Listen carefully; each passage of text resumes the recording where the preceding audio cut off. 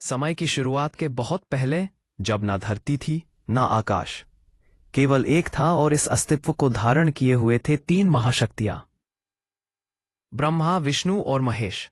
तीनों देवता एक ही शक्ति के तीन स्वरूप, एक ही सत्य की तीन पहचान। मगर उसी अनंत काल में अज्ञान और अहंकार ने एक रूप धारण किया, एक भयानक असुर जिसका नाम था अंधकासुर। वह न सिर्फ शक्तिशाली था, बल्कि उसका लक्ष्य था देवताओं का अंत और स्वयं को सृष्टि का नया स्वामी बनाना। अंधकासुर ने तपस्या की और शिव जी से वरदान पाया, हे देवादिदेव, मुझे ऐसा वर दीजिए कि कोई भी मुझे मार न सके। शिव मुस्कुराए और बोले, तुझे केवल वही मारेगा जो तेरी तरह अंधकार में जन्मा है, और तुझसा ही शक्ति का भंडार होगा। अंधकासुर इसे अमरत्व समझ बैठा। बस अंधकासुर की दहाड़, वरदान मिलते ही वह अहंकार से भर उठा। उसने स्वर्ग पर धावा बोला। देवता व्याकुल भय में भागे। देवराज इंद्र भागते हुए बोले, प्रभु, इसका सामना केवल आप दोनों में से कोई ही कर सकता है। दोनों। फिर इंद्र की बात स्पष्ट थी, विष्णु या शिव। ब्रह्मा ने यह निर्णय विष्णु पर छोड़ा। नारायण, आप इस असुर को रोकिए। विष्णु ने अपना सुदर्शन चक्र उठाया और युद्ध भूमि की ओर बढ़ गए। युद्ध का प्रारंभ। अंधकासुर गरजा, मैं शिव का वर प्राप्त हूं, मुझे कोई नहीं हरा सकता। फिर विष्णु शांत स्वर में बोले, ओ वरदान तेरी शक्ति है और अहंकार तेरा विनाश। युद्ध छिड़ गया। आकाश में बिजली की आग, धरती पर खून का सैलाब। सुदर्शन चक्र की चमक से ब्रह्मांड थर्रा उठा। किंतु अंधकासुर अमर था। जहां कटता वहां नए शरीर उभर आते। विष्णु के लिए यह युद्ध असंभव होता जा रहा था। उन्होंने अपनी दिव्य दृष्टि से शिव का स्मरण किया। शिव का प्रकट होना। फिर कैलाश हिल उठा। फिर नंदी ने दहाड़ मारी। एक ही क्षण में महाकाल वहां प्रकट हुए। त्रिशूल उठा, नेत्र लाल अग्नि में धधकते, जटाओं से गंगा वेगवान। शिव ने कड़क के कहा कि यह युद्ध अब मेरा है। नारायण। विष्णु मुस्कुराए, प्रभु, आपका ही वर इस विनाश का मूल है।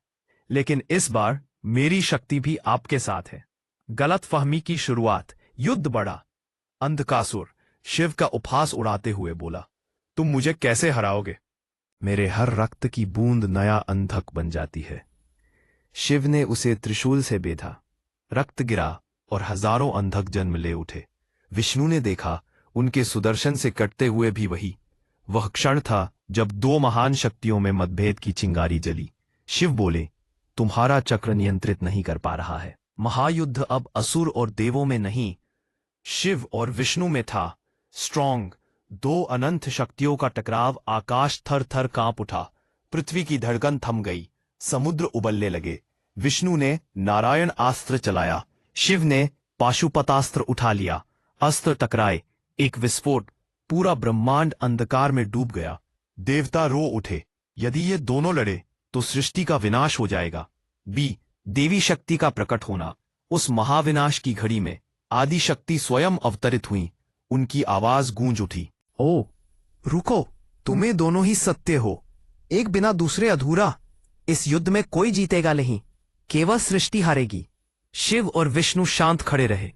उनकी आंखों में समझ की दिव्य चमक लौट आई। विष्णु झुककर बोले, देवों के देव, मेरा अभिमान भटक गया था। शिव ने मुस्कान के साथ कहा, हमारे बिना संसार कैसे जीवित रहेगा? दोनों एक दूसरे को प्रणाम करते हुए एक स्वर में बोले, हम एक हैं, हरिहर। सृष्टि फिर से प्रकाशित हुई। उसी क्षण आदि शक्ति ने एक बूंद रक्त अपने कर से उठाई और कहा, अंधकासुर का अंत तुम दोनों मिलकर करोगे। अंधकासुर का अंतिम प्रायश्चित। अंधकासुर शिव के चरणों में गिर पड़ा। उसका सारा अहंकार विलीन हो चुका था। वह बोला, प्रभु, मुझे क्षमा करें, मैं आपकी शरण में हूं। शिव ने उसे आशीष देते हुए कहा, तू अब मेरा गण बनकर सदा मेरी सेवा करेगा। अंधकासुर ने कृतज्ञता से शीश झुका लिया। उसका जन्म अंधकार में था, पर अंत प्रकाश में हुआ। सृष्टि का नया संदेश। देवताओं ने जय जयकार की। धरती पर शांति लौटी। विष्णु बोले, जब जब कोई शक्ति अपने मार्ग से भटकेगी, हम उसे मिलकर सही दिशा देंगे। शिव ने त्रिशूल उठाकर कहा, एक का अस्तित्व दूसरे के बिना शून्य है। उनका संदेश आज भी अमर है। एकता ही सृष्टि का सच्चा आधार है। शिव और विष्णु प्रतिद्वंद्वी नहीं, एक दूसरे के पूरक है। अंतवगैरस्या, इस कथा का सार। साक्षी गे, एक दूसरे के पूरक है। शिव और विष्णु प्रतिद्वंद्वी नहीं, एक दूसरे के पूरक है। देवी का आगमन, सद्बुद्धि का प्रकाश, अंत, शांति, एकता और समर्पण। परंतु शांति, एकता और समर्पण